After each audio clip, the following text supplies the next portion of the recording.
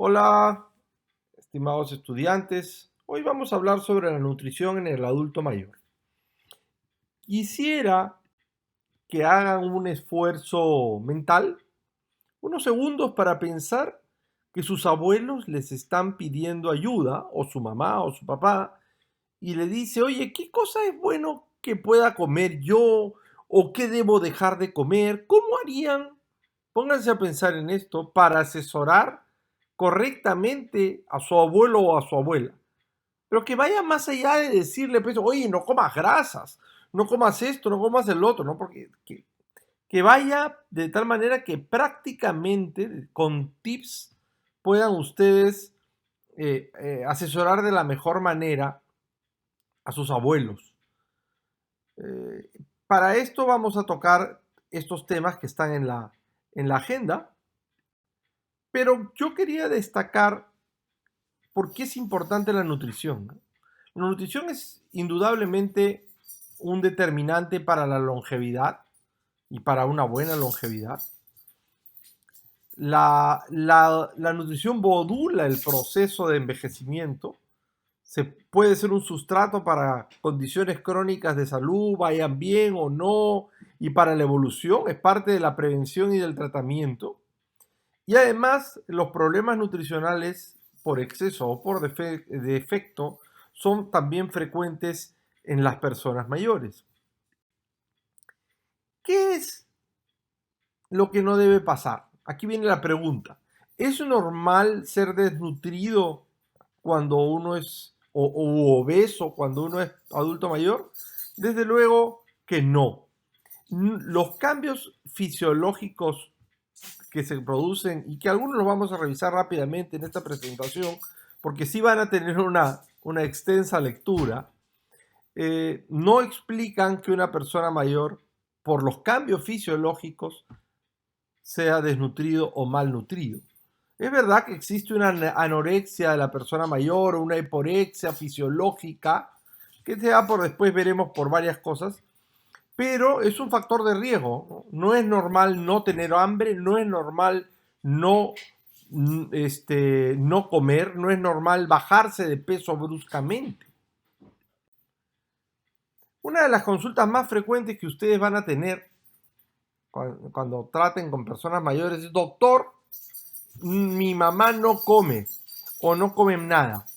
Y es verdad que hay una serie de factores de riesgo que se conjugan o se juntan con el envejecimiento o con el proceso de envejecimiento, una serie de factores que se van dando que pueden impactar en que la persona mayor tenga mayor, valga la redundancia, riesgo de tener algún problema de malnutrición.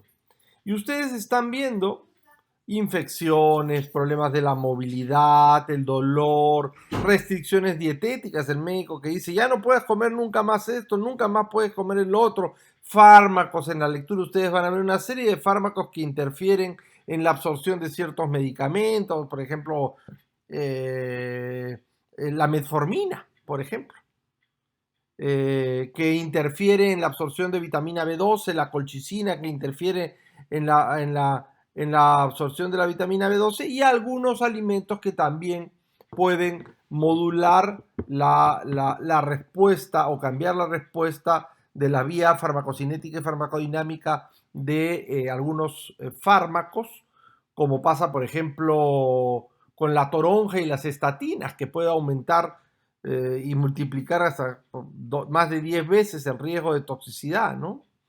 Entonces, también está que es más frecuente las enfermedades terminales, donde la nutrición y el enfoque nutricional es diferente. Enfermedades mentales como la depresión, la demencia, también pueden asociarse con síntomas y signos de malnutrición, de desnutrición o de baja de apetito, la parte fisiológica que veremos más frecuentemente y después los factores socioeconómicos, ¿no? El estar solo, el no tener dinero para comer, no tener quien te cocina, el comer solo es un factor de riesgo para desnutrirse.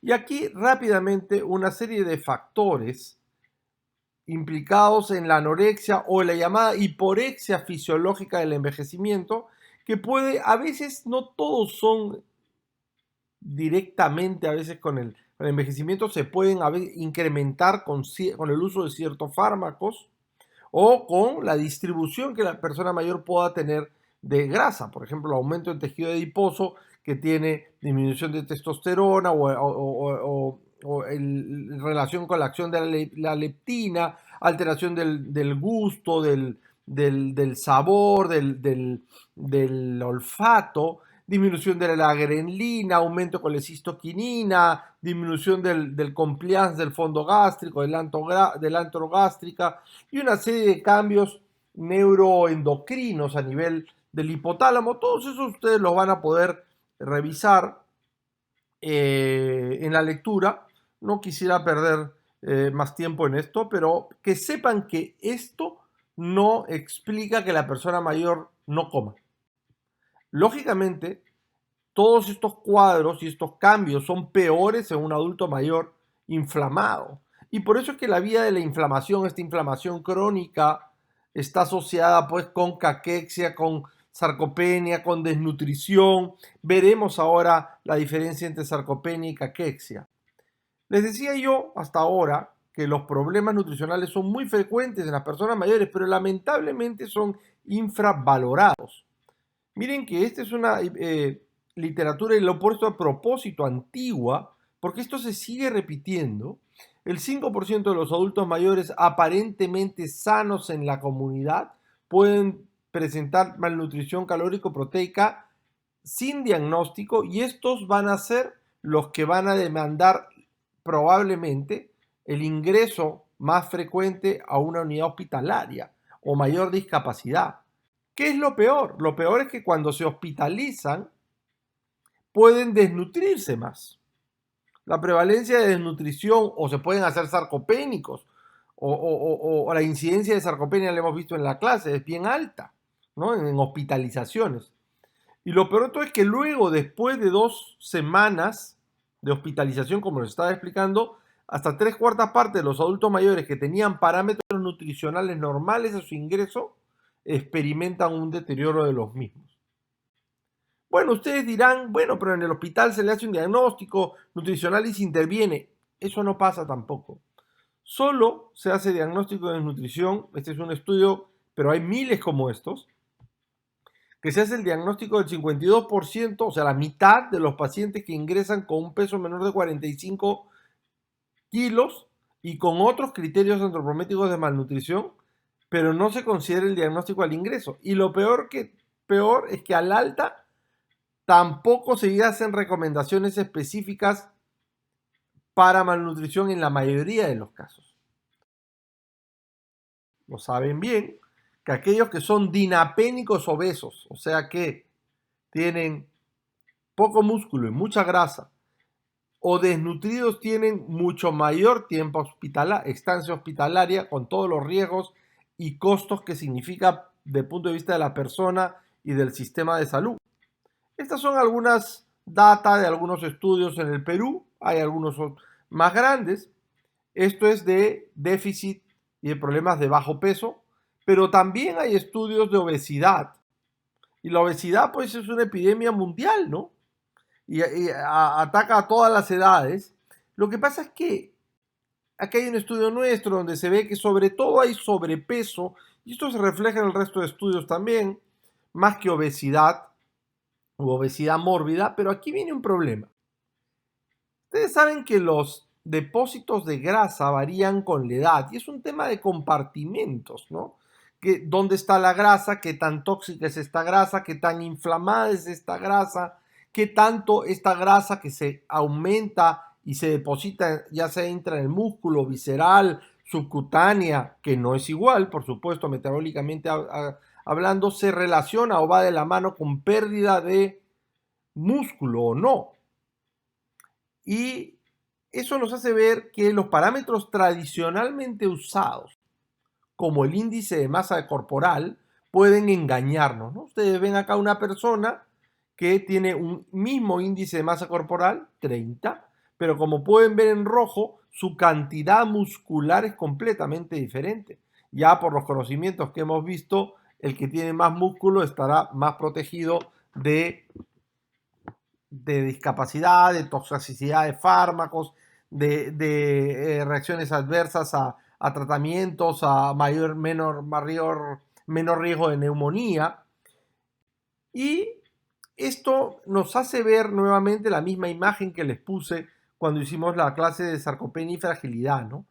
Que los perímetros no son diferentes y esto lo tienen que tener en cuenta en cuanto a los volúmenes. Entonces, ¿esto qué quería decirle yo con esta diapositiva? Que a veces el no cambio del peso o seguir diciendo, oye, mira, sí está en 60 kilos, en 70 kilos, nos puede enmascarar ya un exceso de grasa, que es obesidad, o nos puede enmascarar ya una disminución del músculo, que es sarcopenia. Entonces,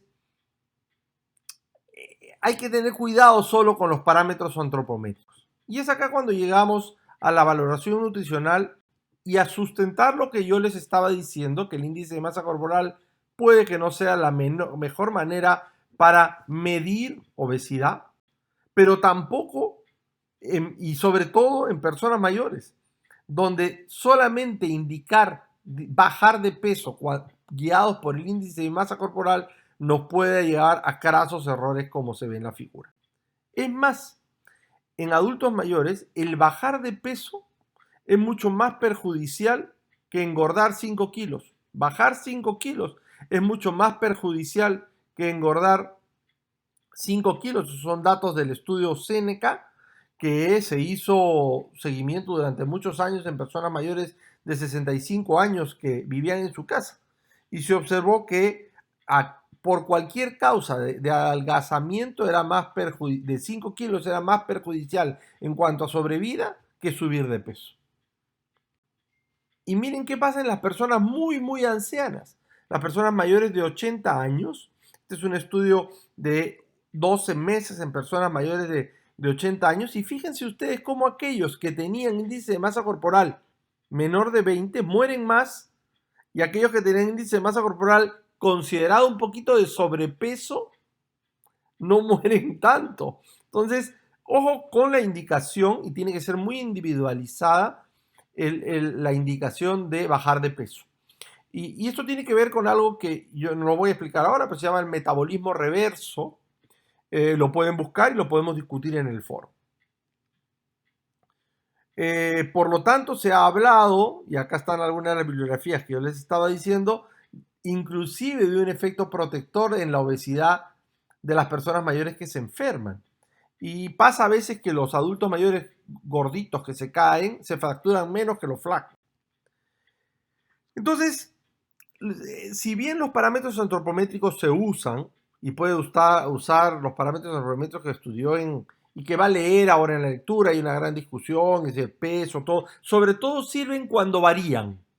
La variación de llamarlos, tanto del índice de masa corporal como del peso, para arriba o para abajo, nos tiene que ser una alerta. Nosotros usamos, hay muchas escalas, también las van a ver en la lectura, pero esta es la que nosotros usamos, que es el Mini Nutritional. Ahí están los puntos de corte, por si acaso, cómo se va, cómo se hace, a dónde llegar. Esto seguro que va a venir en el examen, cuándo se usa o no el perímetro de pantorrilla y que para reemplazar el índice de masa corporal. Y para que se den cuenta cómo se puede uno equivocar usando el ojímetro, les pongo esta diapositiva donde el juicio clínico, que es CGS, juicio clínico, es lo que puede diagnosticar de problemas de malnutrición. El índice de masa corporal, usando la escala global subjetiva en cuanto a malnutrición y riesgo de malnutrición, y lo que puede llegar a detectar como herramienta de detección y diagnóstico el Mini Nutritional Assessment es muchísimo más. Por eso que en geriatría se usa más el Mini Nutritional Assessment que el llamado juicio clínico, que se nos pasa a la mayoría. Entonces, aquí es para recordarles cómo este riesgo de discapacidad, de mala calidad de vida, tiene mucho que ver con la cantidad de músculo que está siempre metido en lo que viene a ser la fisiopatología de la sarcopenia y la fragilidad. Recordarles que el músculo es un órgano endocrino con todos estos mecanismos que ustedes están viendo acá y que van a ver en la lectura, y tratar de explicarles un poco la diferencia entre caquexia y sarcopenia. Hay criterios propuestos y cosas propuestas para diagnóstico de caquexia o no. La diferencia fundamental es que en la caquexia hay un factor inflamatorio que aumenta la degradación, o sea, el catabolismo muscular. En la sarcopenia lo que pasa es la resistencia anabólica, que el anabolismo muscular está disminuido con los años, pero el catabolismo no varía tanto. En cambio, en la caquexia, además de la disminución del anabolismo muscular, que se da con los años y con otros factores que ya hemos revisado en la clase de sarcopenia, hay un factor inflamatorio que aumenta el catabolismo muscular. Como la cosa es tan importante en los equipos de geriatría, tanto a nivel hospitalario como a nivel domiciliario, está la nutricionista como uno de los pilares de este abordaje. Una nutricionista que no solamente es la que reparte la comida, sino la nutricionista es la que tiene que ver con todo el trasladar las necesidades y requerimientos a comida efectivas, de gestionar o no el proceso de preparación correcto de los alimentos y de ver si se cumple o no con el uso o no de suplementos, etcétera, etcétera. A veces uno de los problemas es pesar las personas mayores en hospitalización. Si alguien nunca ha visto una cama que pesa, bueno, ahí están viendo una. El peso es fundamental en todos los controles y en el autocontrol. Esto que les voy a poner acá es una de las diapositivas más antiguas de esta presentación, pero es fundamental porque con esto podrían tener una idea de malnutrición. 10% en 6 meses, 7% en 3 meses, 5% en un mes, 2% en una semana, pérdida de peso significativo. También se pueden usar algunos marcadores viscerales, como estos que están acá. Ojo que algunos pueden ser usados como redactantes de fase aguda y entonces tienen que tomarse en la práctica. La explicación va a estar en la lectura. El colesterol total puede ser como marcador de desnutrición cuando está menor de 140. De hecho, colesterol total menor de 140 o de 120 se ha relacionado en muchos estudios con problemas nutricionales. El número de linfocitos también, o alergia a las reacciones de hipersensibilidad cutánea, y algunos métodos para determinar la composición corporal, como los que están leyendo ahí, o para ver la cantidad de densitometría muscular, por ejemplo, o densitometría del cuerpo completo, donde pueden ver cada uno de los compartimentos de la persona.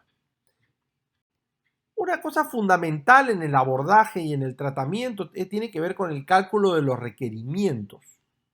Una persona, cuando usted se enfrente a una persona para ver si es que está comiendo bien o no está comiendo bien, tiene que ver el cálculo de requerimientos. El reparto calórico es más o menos igual que en los jóvenes. Y el requerimiento, claro, se calcula con la fórmula de Harris-Benedict, usted puede ver con su gasto metabólico basal, pero cuando uno se pone a ver, suele encontrar en la literatura que los viejos no, o las personas mayores, bueno, en fin, a mí me faltan 10 años ya para decir los viejos, y no me molestaría que me digan viejo, pero está mal decir viejo. Uno puede decir el gasto metabólico, los viejos, las personas mayores tienen menos requerimiento. Sí, pero mucho de este requerimiento tiene que ver con hipoactividad. Y cuando uno lo ajusta por actividad y ve el requerimiento metabólico basal, no es tanta la diferencia. Entonces, si una persona adulta mayor activa podría tener tanto requerimiento no como un adulto joven. En esto del cálculo de requerimiento hay una serie de conceptos. Hay una serie de conceptos en el cálculo de requerimiento que tiene que ver con el requerimiento mínimo, el requerimiento para ser saludable, el requerimiento para no estar tóxico, el requerimiento máximo que puede hacer que no dé toxicidad, el mínimo que dé toxicidad, y tiene que ver con todos estos conceptos que vale la pena que los revisen. La verdad es que para mí no es que no sean importantes, pero den una leída a ver si los pueden entender. Lo que sí creo que es fundamental es fijar que el requerimiento de proteínas en las personas mayores ya no es 0.6, ya no es 0.8. El adulto mayor, por la resistencia anabólica, requiere mayor cantidad de proteínas, de 1 a 1.2 gramos por kilo por día en los saludables, de 1 a 1.5 en los malnutridos o con riesgo de enfermedad crónica, y se puede ajustar por los mecanismos de estrés, etcétera, etcétera, que uno suele ver. De hecho, como vemos en este estudio, las trayectorias de discapacidad o de pasar de habilidad a disabilidad o de mantenerse con una trayectoria con funcionalidad es mejor entre las gentes que comen mayor cantidad de proteínas. O sea que eso de que no comas tanta proteína, que las carnes, con eso hay que tener cuidado. Es mejor, hay carnes más saludables que otros, las carnes magras, el cuy, es verdad. Puede buscar usted también otras fuentes de proteínas que no sean animales, sabiendo que las proteínas vegetales tienen menor cantidad de proteína que las animales. Al final, claro, que el problema es que creo que en el estudio este que estamos presentando acá, que lo presenté también en la otra clase, que 1 de 3 personas mayores de 50 años no alcanza su requerimiento de proteínas considerando con requerimiento 0.8 gramos por kilo día. O sea, imagínense si llegamos al requerimiento verdadero de 1 a 1.5. Tendríamos muchas personas adultas mayores que no cumplen con su requerimiento. Entonces, ¿cómo hacer? ¿Cómo intervenir? Lo primero que hay que hacer es valorar el estado nutricional, ver si la persona tiene un riesgo, si está comiendo o no suficientemente. Entonces usted comienza a buscar factores de riesgo como si tiene una enfermedad que lo pone en riesgo de malnutrición, por ejemplo diabetes, que el médico le dice no comas esto, no comas el otro, no comas el otro, pero no le dice cómo comer, no le enseña a automanejar. Si la persona ha perdido peso o si la persona ha ganado peso. Entonces, si una de las respuestas de estas es sí o hay un cambio en un factor de riesgo, usted podría decir que esta persona está en riesgo de malnutrición y entonces comienza a ver si es que es necesario o no dar un soporte nutricional o un abordaje nutricional más personalizado. Entonces, nosotros usamos el Mini Nutritional para hacer un buen diagnóstico nutricional. Y aquí vemos, he puesto esto que es más para nutrición hospitalaria, pero si ustedes estuvieron en ambulatoria y detectan una persona en riesgo nutricional, lo primero que tienen que hacer es calcular sus requerimientos. Bueno, si tienen una nutricionista, se lo pasan a la nutricionista, pero tienen que saber que la nutricionista no lo vaya a dar una lista de esto no comer, esto no comer, esto no comer, esto no comer, y que lo prohíbe comer proteínas, etcétera, etcétera. Entonces, ustedes tienen que calcular sus requerimientos, repartirlos, hacer énfasis en si va a comer o no, cómo comer las proteínas, y ahí puede ayudar la nutricionista y puede también ayudarle a tener algunos programas de autocuidado, de información para comer mejor. Algunas cosas como esta es aprender a usar el plato nutricional, que eso está en todos los blogs, podemos hacerlo en el foro, cómo usar un plato nutricional o cómo leer una etiqueta. En los programas de autocuidado de personas mayores se enseña y se aprende eso. Y entonces de ahí siempre la mejor ruta es la vía oral, pero si la persona no puede usar la vía oral, podría ya uno pensar en una vía enteral, ¿no? Es decir, una sonda. Siempre y cuando haya riesgo de hay posibilidades de recuperación. Si uno no, lo ideal es completar la comida con, o sea, el ingesta, el requerimiento con comida. Y pensar en un suplemento si uno no cumple efectivamente sus requerimientos. Entonces de ahí ya esto es más hospitalario, puede escoger el tipo de suplemento que necesite. No voy a profundizar más en esto, pero sí le voy a decir algunos criterios para elegir un suplemento.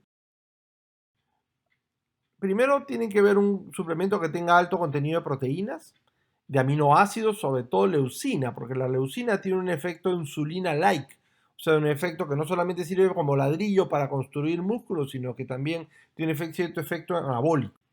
Entonces, el tipo de proteína es importante. ¿En qué momento tomarla? Usarla? ¿Qué tipo de proteína?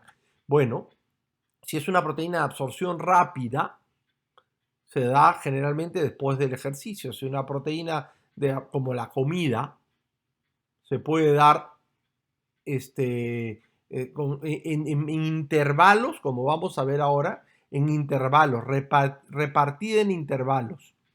Si es un suplemento con una proteína de absorción moderada o lenta, es mejor darla una hora, media hora antes, una hora o 2 horas antes del ejercicio. Cosa que cuando la persona haga ejercicio esté biodisponible en el músculo para construir músculo.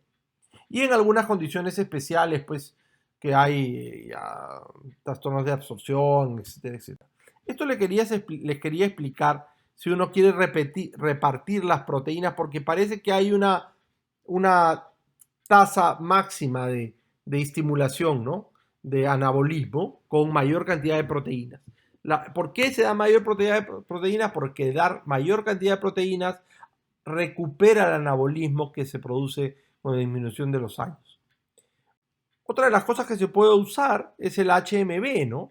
El HMB tiene un potencial además de anabólico, el HMB es un derivado de la leucina, además de anabólico, tiene un potencial de disminución del catabolismo.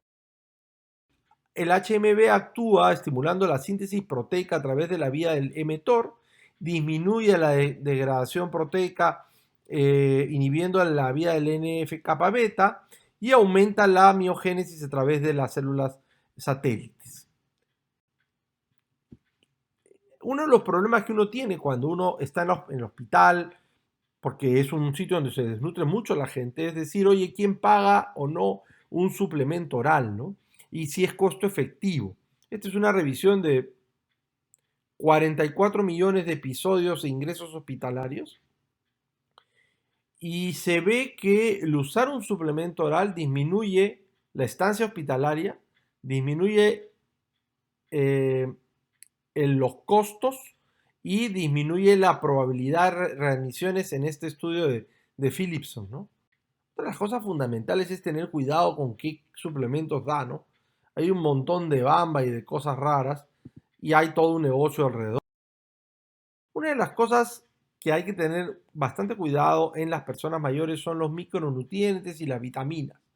Muchas veces hay estudios que recomiendan decir que mira, que no se come todos los micronutrientes, es verdad que tener una dieta balanceada, pero en general, como ustedes van a ver con todos los estudios que hay presentados en la lectura, la recomendación es suplementar aquel micronutriente que esté en déficit.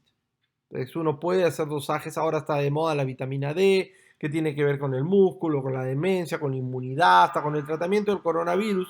Hay trabajos con vitamina D. Y esto nuevamente para ver y llamar su atención respecto a el énfasis que tenemos que tener en la construcción de músculo y en la nutrición relacionada con el músculo, porque no solamente es mayor riesgo de enfermar, sino mayor riesgo de no recuperarse. Este es un estudio, este estudio tiene un sesgo que está hecho por una casa farmacéutica que fabrica un producto de suplementación, pero es interesante verlo porque ellos le dan a un grupo de adultos mayores hospitalizados, mayores de 65 años, y quieren ver la mortalidad a 90 días. Y su intervención es darle un suplemento con proteínas, con alta cantidad de proteínas, 12 gramos de proteínas, y HMB. Y lo que se ve es que la mortalidad a 90 días se disminuye un montón. Si ustedes lo comparan con otros estudios como el 4S con simvastatina o el estudio HOPE con rimipril, el número de pacientes necesarios a tratar con esta mezcla de una fórmula hiperproteica con HMB durante la hospitalización, con 20 pacientes suplementados ya se salva uno, ¿no?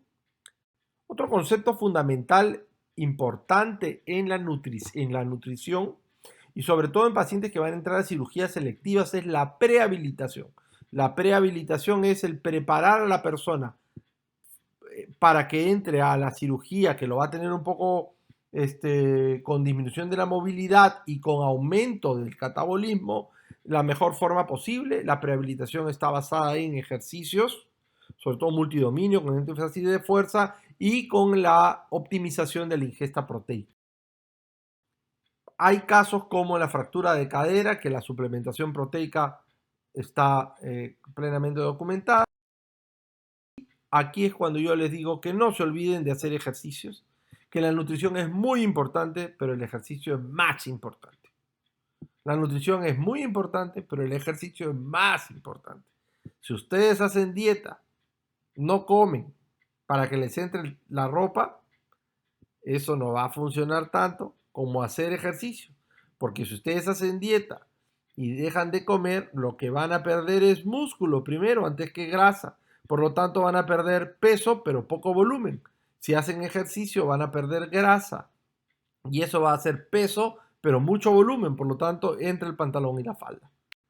Este trabajo de ejercicios durante la hospitalización es la base del tratamiento geriátrico y la diferenciación del tratamiento de un servicio de geriatría con un servicio de adultos que no es de geriatría. Y algunas consideraciones sobre la obesidad. Mucho cuidado para dar la indicación de bajar de peso solo con el índice de masa corporal. Cuidado con la dislipidemia, que al igual que la